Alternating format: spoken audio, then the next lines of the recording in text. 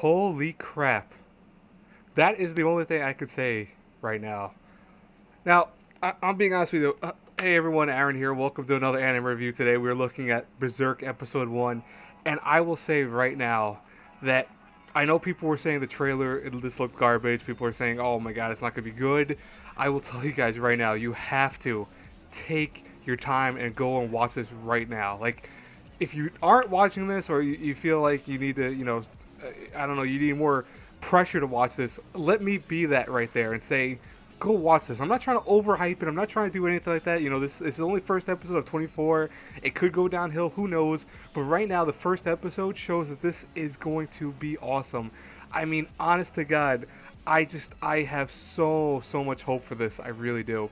Now, what we start off with is we see some past history actually via the opening. We see Guts going through his various things of the trials of everything he went through at the very first 3 movies essentially and the first arc. So we see some of that, which is kind of cool. I really wasn't too fan of the intro music, but it was okay and it showed the purpose of what was going on to lead to this point.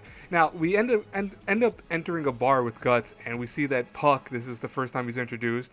Plus a character, I'm not gonna say who his name is, but he has spiky orange hair. He's short. I'm not gonna talk about him yet. I want to go into him later. I know who he is from the manga because I've read all the manga currently up to date. But he's also introduced very briefly. Now, Puck is being harassed by several people, and Guts, who is not really trying to per se save Puck, he's more so just kind of getting annoyed that these guys are talking, and while he's trying to relax, goes up to him, beats the crap out of him, and saves Puck in the process of doing so. Now, as he's leaving, and as he's about to go and find his own way about, he stops, gets some food. Puck joins him for that, and actually ends up following Guts around. Now, as Guts walks off, he actually gets stopped by a monk and his daughter, and we find out that even though the Guts is telling him, hey, listen, I'm a cursed man, I'm possessed, by evil spirits, the monk still says, hey, you can ride with me, come on.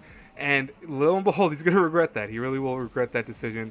But Guts ends up taking up his offer despite seeing in the distance a lot of different demons and stuff like that. Now, of course, as it goes down, yeah, the little girl gets killed, and Guts right away goes on a rampage of just killing off the skeletons that appear in a glorious fashion. Like, I mean, honestly, this is such a great scene to watch. This whole episode was great, but this scene was great of him just hacking and slashing these things with this giant, iron dragon slayer.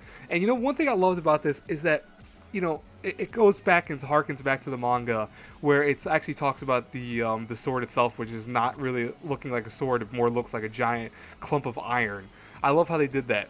Now, as he's fighting, and as the daughter kills the grandfather, who is the monk, he ends up having to kill the daughter of the monk, and we actually see in the distance the guys that were being, mean to Puck actually are getting attacked by a giant tree, and Guts actually ends up having to fight this giant tree in an epic fight. And is, right away it looks like he's going to be cornered. He's not going to be able to win this fight. But of course, Guts being the struggler, as he's called in the manga and also called in the very early ends of the ending movie, he fights off and survives and walks away unscathed for the most part, besides maybe being still tormented, as you hear from the voices that are telling him that we will always be watching you, we will always be following you, we will take you apart. And it's because of his brand. His brand, if you're new to Berserk, actually makes it where all the monsters and demons and stuff like that are actually attracted to him, and by night he has no rest. He actually has to watch out because they try to attack at night. Now, I put this scene in for one of the last scenes because him walking away, over the corpse of many dozens of skeletons and former warriors and stuff like that is fitting for Guts. He just walks on and he continues his constant travels alone essentially. Now, there was a scene after the credits where we're introducing Varnays and another one of her words, which again I will not introduce until the actual next time where he actually is name spoken and stuff like that. I'll introduce her because everyone knows her already as it is from the trailers and stuff like that.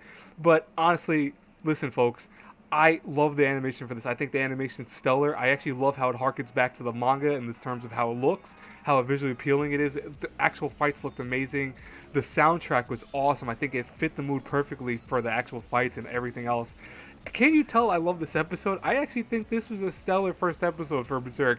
I was watching this with my friend, and we were both saying that this is definitely going to be okay. I think this is going to be a great show. We can only hope that it will continue to be great. Anyways, guys and girls, I'd love to hear your comments in the description box, but not the description box, the comments below. Tell me what you think. Did you like it? Did you hate it? Hey, listen, if you hated it, feel free to put in the comments. No one's going to say anything about you. I'm not going to go off on a tangent. If you loved it, I want to hear that too. As always, guys, that's it for this review. I hope you guys liked it. Share the video, comment, like it, the whole nine. I will talk to you all later. Have a great day. Bye-bye, everyone.